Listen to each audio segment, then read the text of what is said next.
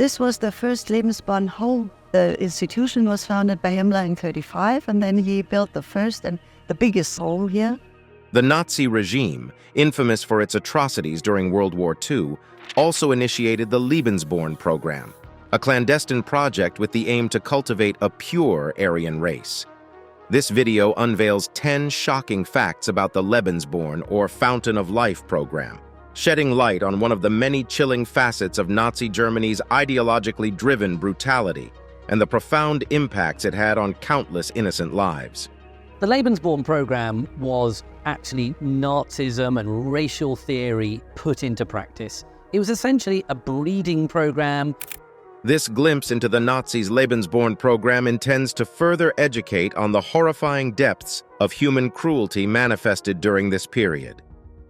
Number 1. Origin and ideological foundation of Nazi breeding farms. The sinister underpinnings of the Lebensborn program can be traced back to the deeply entrenched racial ideologies that the Nazi Party harbored. Ideologies steeped in the desire to preserve and proliferate what they perceived as the pure Aryan race. This morbid project took its roots in the early 1930s, conceived and nurtured under the aegis of Heinrich Himmler, one of the principal architects of the Holocaust. The Lebensborn e.V., a state-supported association in Nazi Germany, was officially established on December 12, 1935. Himmler envisaged it as a means to augment the number of Aryan children through means that were both systemic and horrifying. This program essentially aimed at encouraging racially pure women to bear children with men who were considered racially pure, ideally members of the SS, the principal organization responsible for maintaining the Nazi racial policies. As disturbing as it sounds, the entire Lebensborn initiative was predicated on the Nazi myth of racial purity, a doctrine that glorified the Aryan race while denigrating others as racially inferior. In order to facilitate the creation of a racially homogeneous society, the Nazi regime embarked on a calculated strategy that not only encouraged the birth of Aryan children, but also encompassed the sinister practice of kidnapping children from occupied countries who exhibited Aryan traits to be Germanized in the Lebensborn homes. The Lebensborn homes were a network of secretive facilities spread across Germany and several occupied territories. In these homes, pregnant women, often unmarried, who were deemed to be racially pure, were provided with excellent medical care and nourishment, a facility designed to ensure the birth of healthy Aryan children. These homes were part of a wider strategy to reverse the declining birth rate in Germany, a decline that Hitler and his cohort viewed as a threat to the Aryan race's dominance in the future. Women who entered the Lebensborn program were not just encouraged, but were sometimes forced or coerced into it, feeding into a larger machinery of systemic violation of human rights and personal freedoms.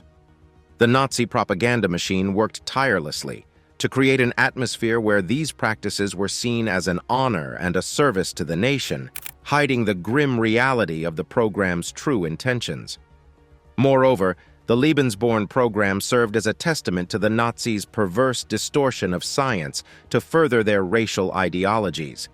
A regime that prided itself on its military might and scientific advancements used the same advancements to conduct one of history's most chilling social experiments.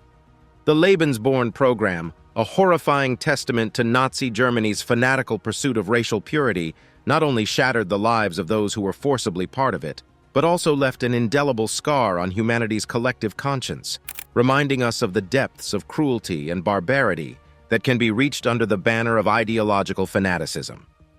Number 2. Medical and scientific aspects of Lebensborn. The Lebensborn program was not only a social and ideological experiment, but also a manifestation of the Nazi regime's distorted views on science and medicine. Under the auspices of promoting a pure Aryan race, the program delved into medical and scientific aspects that, while horrific, shed light on the extent to which the Nazis were willing to pervert knowledge and ethics. One of the key medical aspects of Lebensborn was the meticulous care provided to expectant mothers. These women received top-notch medical attention and nourishment, all aimed at ensuring the birth of healthy Aryan children. While on the surface, this may appear benevolent, it was ultimately a means to an end: the creation of a racially pure generation. The medical care provided to these women was intended to maximize their reproductive capabilities while disregarding their individual well-being and autonomy. The Nazi regime also conducted disturbing experiments on some of the children born in Lebensborn homes. These experiments were often carried out without consent, and the children were subjected to various medical procedures and examinations. The experiments were conducted in the name of scientific research, but were, in reality, a grotesque abuse of scientific authority and ethics. Perhaps one of the most notorious aspects of the Lebensborn program was the forced sterilization and euthanasia of individuals deemed physically or mentally unfit by Nazi standards. This policy was an extension of the Nazis' eugenics program, which aimed to eliminate those considered undesirable from the gene pool. It involved the involuntary sterilization of thousands of people, a horrifying practice that violated all principles of medical ethics. The medical and scientific aspects of Lebensborn reveal a chilling intersection of pseudoscience and ideology. The program exploited medical knowledge and research to further the Nazi regime's agenda of racial purity, resulting in the subversion of the very principles that should guide ethical, medical, and scientific practices. It serves as a stark reminder of the dangers of allowing ideology to supersede ethics and the devastating consequences when science is perverted to serve the goals of a tyrannical regime. Number 3. The birth and upbringing of children in Lebensborn. The birth and upbringing of children in Lebensborn homes were deeply entwined with the program's overarching goal of fostering a racially pure Aryan generation. The children born within the confines of these institutions were, from the moment of their birth, subjected to a regime that aimed to mold them into the ideal Nazi citizens. Childbirth in Lebensborn homes was a highly controlled and regulated process. Expectant mothers received top-tier medical care and attention to ensure the birth of healthy babies who met the Nazi standards of racial purity. The births were documented meticulously, with detailed records maintained regarding the physical characteristics of the newborns, reinforcing the program's obsession with Aryan traits. The infants born in Lebensborn homes were given names that reflected Nazi ideology and the desired racial attributes. Their upbringing was steeped in Nazi propaganda, with a focus on instilling a sense of racial superiority and loyalty to the Nazi regime from a very young age. They were raised as instruments of Nazi ideology, with their individuality subsumed by the larger goal of creating a generation that adhered to the twisted ideals of the Nazi Party. Moreover, some children in Lebensborn homes faced the trauma of being forcibly separated from their biological parents, particularly if they were deemed to have Aryan traits that made them desirable for adoption by Nazi families. These separations were wrenching and underscored the extent to which the Nazis were willing to tear families apart in the name of their racial agenda. The upbringing of children in Lebensborn was a disturbing illustration of the program's manipulation of innocence and vulnerability. It exemplified how the Nazi regime sought to shape the minds and identities of these young individuals to serve its ideological objectives. The children in Lebensborn homes were victims of a relentless campaign of indoctrination, their lives and identities molded by a regime that placed its perverted racial ideology above all else. Number 4. The impact on the lives of women involved. The women who became entangled in the Lebensborn program, whether through choice, coercion, or abduction, bore a heavy burden that would leave enduring scars on their lives. Their involvement in this dark chapter of history had profound and often devastating consequences, both during and after the program. During their time in Lebensborn homes, these women experienced a loss of personal autonomy and freedom. Their lives were tightly controlled, their every move monitored, and their choices restricted. While they received medical care and material comforts, these benefits came at the cost of their individuality and dignity. They were reduced to mere vessels for the Nazi regime's vision of racial purity. For many women, their involvement in Lebensborn led to the birth of children who were forcibly separated from them. These separations were often emotionally wrenching, as they were robbed of the opportunity to raise their own offspring. The trauma of losing a child, particularly under such circumstances, left deep emotional scars that haunted these women for the rest of their lives. The psychological impact of the program was further compounded by the relentless indoctrination to which the women were subjected. They were immersed in an environment where Nazi ideology was omnipresent and dissent was not tolerated. This indoctrination left lasting emotional and psychological scars, as many of these women struggled to come to terms with their role in a regime that perpetrated unspeakable atrocities. Many women who had lost children to the program spent their lives searching for their offspring, hoping to be reunited with the children they had been separated from. These searches were often fraught with difficulty and heartache, as records were scarce, and the chaos of post-war Europe made reunions challenging. The impact of the Lebensborn program on the lives of the women involved was profound and enduring. It left a legacy of trauma, loss, and emotional scars that persisted long after the program had ended. Their stories serve as a stark reminder of the human cost of ideological fanaticism and the capacity of regimes to exploit and victimize individuals in the pursuit of their twisted visions. Number 5. The Lebensborn program and forced kidnappings. The Lebensborn program's association with forced kidnappings stands as one of the most heinous and reprehensible aspects of Nazi atrocities during World War II.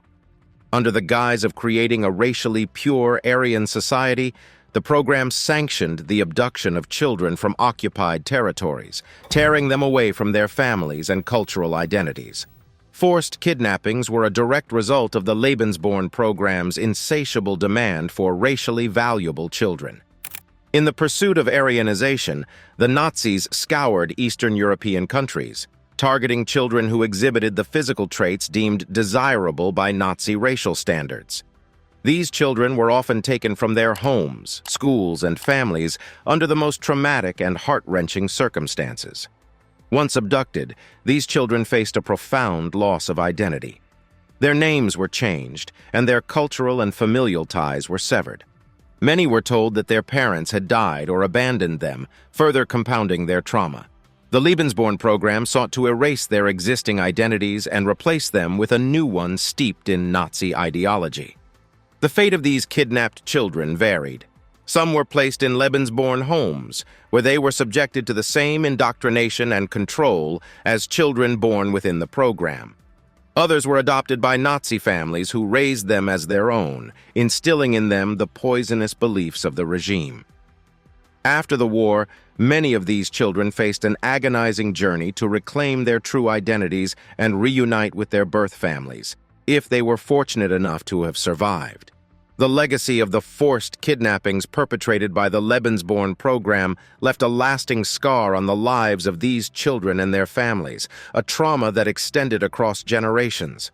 The Lebensborn program's involvement in forced kidnappings represents a dark chapter in the history of Nazi atrocities. It serves as a chilling reminder of the depths of cruelty and inhumanity that can be reached when racial fanaticism is allowed to flourish unchecked. The children who were victims of these abductions, torn from their homes and identities, bore a heavy burden that extended far beyond the war, a legacy of suffering that must never be forgotten. Number 6. The post-war lives of Lebensborn children. The end of World War II marked a complex and often painful chapter in the lives of the children who had been born into or forcibly brought into the Lebensborn program. As the world grappled with the aftermath of the Nazi regime's atrocities, these children faced unique challenges and experiences that would shape the course of their lives. Many Lebensborn children found themselves in a state of profound dislocation and identity crisis in the post-war years.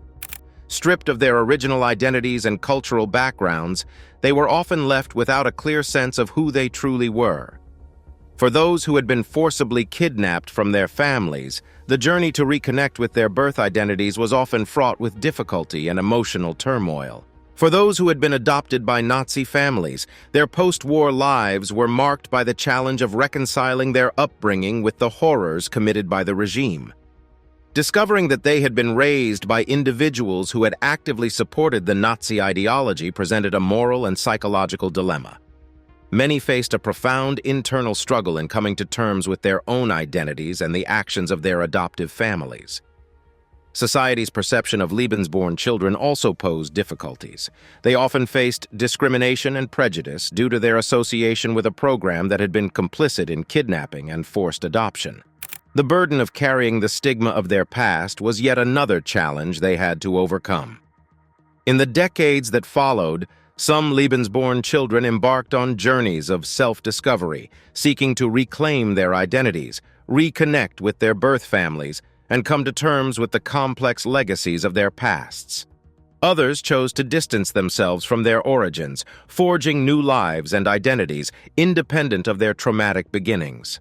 The post-war lives of Lebensborn children were shaped by the enduring impact of the program, the trauma of their past, and the challenges of navigating a world still grappling with the aftermath of World War II. Their experiences serve as a testament to the resilience of the human spirit in the face of immense adversity and the capacity for healing and growth, even in the wake of the darkest chapters in history. Number 7. The legal and social consequences of Lebensborn. The Lebensborn program left a trail of legal and social consequences in its wake that extended well beyond the fall of the Nazi regime.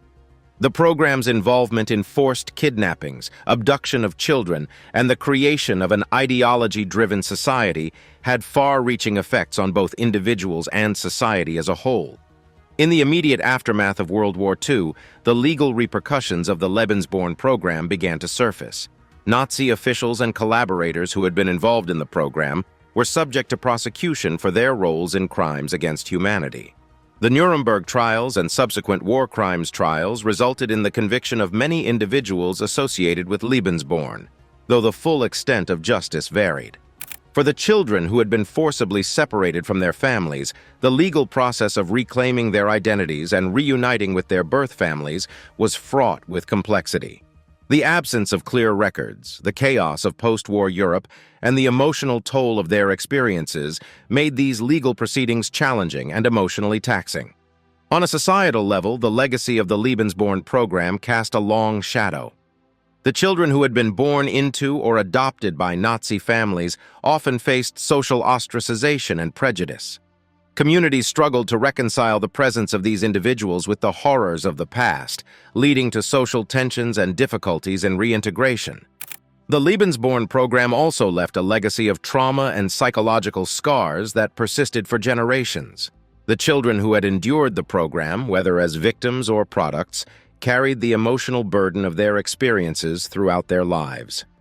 Families and communities were similarly affected as the consequences of the program rippled through generations.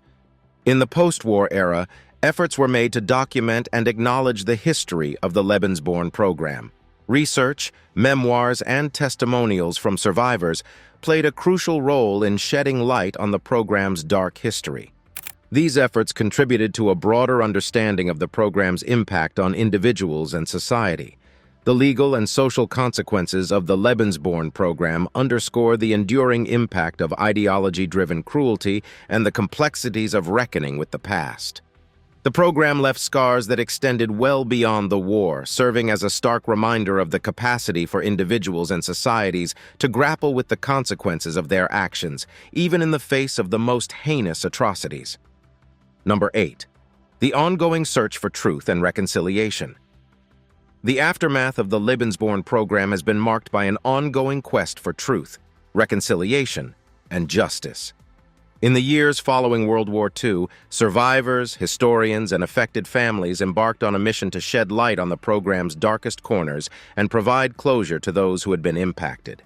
One of the enduring consequences of the Lebensborn program was the lingering sense of unresolved questions and unhealed wounds among those directly involved and their descendants. Survivors sought answers about their past, their identities, and the fates of family members who had been separated from them during the program's operations. Historians played a crucial role in uncovering the hidden history of Lebensborn. Extensive research and archival work have led to a deeper understanding of the program's scale, operations, and impact. Documentaries, books, and academic studies have contributed to the broader knowledge of Lebensborn, ensuring that this dark chapter in history is not forgotten. For many survivors and their families, the search for truth extended to locating and reuniting with lost relatives. Organizations and online communities dedicated to tracing Lebensborn roots have emerged, providing support and resources for those seeking to reconnect with their biological families. These efforts have resulted in numerous heartwarming reunions, offering a glimmer of hope amid the program's dark legacy. The process of reconciliation has been complex and multifaceted. For some, reconciliation involved forgiving those who had been involved in the program, whether as perpetrators or as unwitting participants. Others grappled with the question of how to come to terms with their own involvement, whether as children born into the program or as individuals who had been coerced into participating. On a broader scale, society has sought to reconcile with the legacy of Lebensborn by acknowledging the program's horrors and learning from history. Memorials, museums, and educational programs have been established to ensure that the atrocities committed during this period are remembered and condemned. These initiatives serve as a reminder of the importance of vigilance against the rise of extremist ideologies that can lead to such horrors. The aftermath of the Lebensborn program has been marked by a relentless pursuit of truth, reconciliation, and justice. Survivors and their families have striven to heal the wounds inflicted by the program, while society has grappled with the lessons to be learned from this dark chapter in history. The ongoing search for truth and reconciliation underscores the resilience of the human spirit and the commitment to ensuring that the horrors of the past are never repeated. Number 9. Recruitment and selection of women for Lebensborn. The recruitment and selection of women for the Lebensborn program were integral to the Nazi regime's quest for a racially pure Aryan population. This chapter delves into the methods and criteria employed to identify and enlist women into the program, shedding light on the disturbing process that reduced individuals to mere instruments in the service of Nazi racial ideology. Recruitment into Lebensborn was driven by a fanatical obsession with racial purity. Women who met specific physical and racial criteria were sought after as potential candidates. These criteria included blonde hair, blue eyes, and other Aryan features as defined by Nazi pseudoscience. The regime propagated the idea that these women embodied the ideal of Aryan beauty and therefore had a duty to contribute to the creation of a racially pure generation. Women were encouraged to volunteer for the program, often through propaganda campaigns that glorified their potential role in serving the nation. This recruitment strategy relied on a toxic blend of indoctrination and the promise of social rewards. However, the veneer of voluntariness was deceptive, as many women were coerced or even forced into participating, effectively stripping them of their agency. The selection process was stringent and dehumanizing. Nazi officials, often from the SS, would inspect and assess women based on their physical attributes. Those deemed to be racially pure were selected, while others were rejected. The selection process was a stark manifestation of the regime's objectification of women, reducing them to their physical traits and suitability for procreation. Women who entered the Lebensborn program often faced profound consequences. Their lives were tightly controlled within the program, with their daily routines, diets, and activities dictated by Nazi authorities.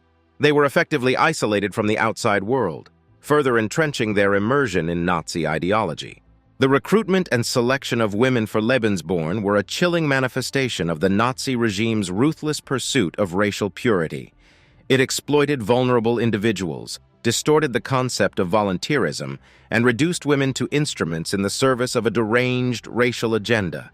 This chapter underscores the depths of cruelty to which ideology-driven fanaticism can lead and serves as a reminder of the atrocities committed in the name of racial purity. Number 10. The role of SS men in Lebensborn program. The Lebensborn program's sinister operations relied heavily on the active involvement of SS men, who played pivotal roles in its implementation. This chapter explores the functions and responsibilities undertaken by SS personnel within the Lebensborn program, illuminating the extent to which the SS served as the enforcers of Nazi racial policies. The SS, under the leadership of Heinrich Himmler, were the principal actors responsible for overseeing and facilitating the Lebensborn program. Their involvement was not merely symbolic. It extended to actively fathering children with women who met the Nazi criteria for racial purity. This encouraged involvement in extramarital relationships, a stark departure from the regime's otherwise strict societal norms regarding marital fidelity. These SS men were not merely volunteers, but were institutionally compelled to participate in the program. Promotions and monetary incentives were offered to those who fathered multiple children within the Lebensborn program, further emphasizing the regime's commitment to expanding the Aryan population through the SS. However, the role of SS men was not limited to procreation. They played a significant part in identifying and recruiting women for the program, both within Germany and in occupied territories. Their duties extended to selecting potential candidates based on physical attributes that aligned with the Nazi definition of Aryan beauty. In occupied territories, SS men were involved in the abduction and forced recruitment of women into the Lebensborn program.